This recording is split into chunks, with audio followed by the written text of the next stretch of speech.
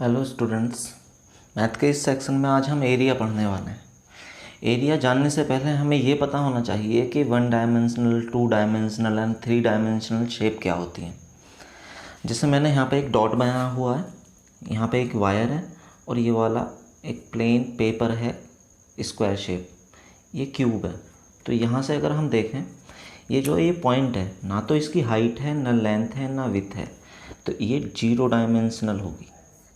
ये वायर, इसकी केवल लेंथ है, मोटाई तो है लेकिन मोटाई इसकी लेंथ के कंपेयर में बहुत ज़्यादा छोटी है, तो इसीलिए ये 1 डायमेंशनल होगी। मतलब जो 1 डायमेंशनल ऑब्जेक्ट होते हैं उनकी लेंथ जो होती है वो बहुत ज़्यादा होती है उसकी विड्थ और हाइट के कंपेयर में। केवल एक चीज़ होती है तो 1 डायमेंशनल। ये जो है पेपर, स्क्वायर पेपर है, ये इसकी जो लेंथ और विड्थ है वो लगभग सेम ऑर्डर की है और इसकी जो हाइट है वो 0 है। मतलब इसकी लेंथ और विड्थ वो इसकी हाइट के कंपेयर में बहुत ही ज़्यादा हैं, तो इसीलिए इसे 2 डायमेंशनल बोलेंगे। इसमें दो चीज़ें हैं, लेंथ एंड विड्थ, तीसरी नहीं है। इसमें लेंथ भी है, विड्थ भी है और हाइट भी है, तो इसीलिए इसे 3 डायमेंशनल बोलेंगे। तो हमें पता होना चाहिए कि 1 डायमेंशनल क्या होता है, 2 डायमेंशनल, 3 डायमेंशनल। अब यहाँ पर जो एरिया जो होता है, जो 0 डायमेंशनल होती है, पॉइंट है, तो इसका एरिया 0 होगा, इसका एरिया नहीं होगा। और जो ये लेंथ है इसका एरिया भी 0 होगा क्योंकि इसका की विड्थ नहीं होगी, ओनली लेंथ है। एरिया का फॉर्मूला जो होता है, जैसे सपोज करो रेक्टेंगल है, A=L/B, तो वहाँ से जब B की वैल्यू 0 रखेंगे तो वो 0 आ जाएगा। यहाँ पर अगर देखें तो इसकी लेंथ भी है और विड्थ भी है, तो इसका एरिया होगा। तो हम कह सकते हैं कि जो 2 डायमेंशनल होती हैं उनका एरिया होता है और जो 3 डायमेंशनल होती हैं इसके सरफेसेस हैं, तो इनों का सरफेस एरिया होता है 3 डायमेंशनल का फेस एरिया।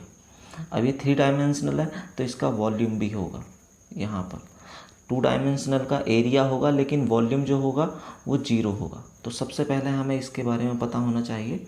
आगे जो एरिया जो होता है वो क्या होता है, उसे जानने से पहले हमें इसकी यूनिट के बारे में पता होना चाहिए कि एरिया की यूनिट क्या होती है। अब जैसे सपोज़ करो कि यहाँ पर एक ये स्क्वायर पीस रखा हुआ है, इस स्क्वायर पीस की यहाँ से यहाँ तक की लेंथ ये 1 सेंटीमीटर है और ये यहाँ से यहाँ तक ये भी 1 सेंटीमीटर है। तो हम कहेंगे ये स्क्वायर जो है इसका एरिया वो 1 सेंटीमीटर आएगा, सेंटीमीटर स्क्वायर। क्यों? क्योंकि इसकी लेंथ 1 है, ये 1 है, तो 1 सेंटीमीटर मल्टीप्लाई 1 सेंटीमीटर, इस वैल्यू की वैल्यू में मल्टीप्लाई करेंगे यहाँ पर तो 1 आएगा। सेंटीमीटर की मल्टीप्लाई करेंगे सेंटीमीटर में, सेंटीमीटर की मल्टीप्लाई जब सेंटीमीटर में करेंगे तो ये सेंटीमीटर स्क्वायर हो जाएगा। तो इसीलिए यूनिट जो होगी सेंटीमीटर स्क्वायर होगी अगर हम लेंथ सेंटीमीटर में ले रहे हैं। अगर लेंथ मीटर में ले रहे हैं तो यूनिट मीटर स्क्वायर होगी और अगर लेंथ किलोमीटर में ले रहे हैं तो किलोमीटर स्क्वायर होगी। तो सबसे पहले हमें यूनिट पता होनी चाहिए। तो कोई भी चीज़ है वो इन स्क्वायर ब्लॉक से मिलके बनी होती है। स्क्वायर ब्लॉक्स के लिए सबसे पहले हम एक रेक्टेंगल का एग्जांपल ले लेते हैं। जैसे सपोज करो एक रेक्टेंगल है, ये वाला, ये रेक्टेंगल है, इसकी यहाँ से यहाँ तक की लेंथ 3 सेंटीमीटर और ये यहाँ से यहाँ तक की लेंथ सपोज 1 2 3 4 5 ये 6 सेंटीमीटर है और ये 1 2 3, तो इसकी ये 6 सेंटीमीटर है। तो हमें पता है कि रेक्टेंगल का जो एरिया होता है A=L/B होता है। जब A=L/B होगा, L 6 रखेंगे यहाँ पर और B की वैल्यू 3 रखेंगे तो 6 3 जा 18 आ गया। अब इस 18 जो है अगर ये सेंटीमीटर में है तो ये सेंटीमीटर स्क्वायर होगा। अब इस टर्म जो आया है इसका मीनिंग क्या होता है, इस मीनिंग को जानने के लिए हम सबसे पहले क्या करते हैं कि इसके पार्ट्स करते हैं इसके। जैसे सपोज़ एक पार्ट यहाँ पर कर लिया इस तरह से 1 सेंटीमीटर, इस तरह से ये। तो यहाँ पर जब हम पार्ट करें तो अभी हमने देखा कि 1 सेंटीमीटर ये वाला जो था वो 1 सेंटीमीटर का था, इसका एरिया 1 सेंटीमीटर। तो ये ऐसे ऐसे यहाँ पर ये स्क्वायर्स आ गए। इन्हें अगर मैं काउंट करके देखूँ तो 1 2 3 4 5 6 7 8 9 10 11 12 13 14 15 16 17 18। तो इसका मतलब 18 का ये हुआ कि ये जो एरिया है, मतलब ये जो रेक्टेंगल है, ये 1 सेंटीमीटर स्क्वायर के 18 रेक्टेंगल से मिलके बना हुआ है, कि 18 रेक्टेंगल इसके अंदर आ जाएंगे जो 1 सेंटीमीटर स्क्वायर के होंगे। तो यहाँ से ये क्लियर हो जाता है कि यूनिट है ना स्क्वायर को शो करती है। अगर सपोज़ करो 108 सेंटीमीटर स्क्वायर हुआ, तो इसका मतलब ये होगा कि ये 108 ऐसे स्क्वायर से मिलकर बना है जिसमें 1 स्क्वायर की जो यूनिट है वो 1 सेंटीमीटर लेंथ है, ये वाली 1 सेंटीमीटर लेंथ हो उसकी, मतलब उसकी जो साइड है वो 1 सेंटीमीटर हो। तो यहाँ से इसका बेसिक्स क्लियर हो जाता है। अगर सपोज़ हम कुछ और एग्जांपल्स ले लें, जैसे सपोज़ करो मैंने एक प्लेन ऑफ पेपर लिया हुआ है, ये यहाँ पर हम इसके ये स्क्वायर्स हैं, ये 1 सेंटीमीटर के ले लें, और यहाँ से इसके मैं पार्ट्स काट दूँ। अगर ये वाला सपोज़ ये यहाँ से काट देता हूँ इस तरह से,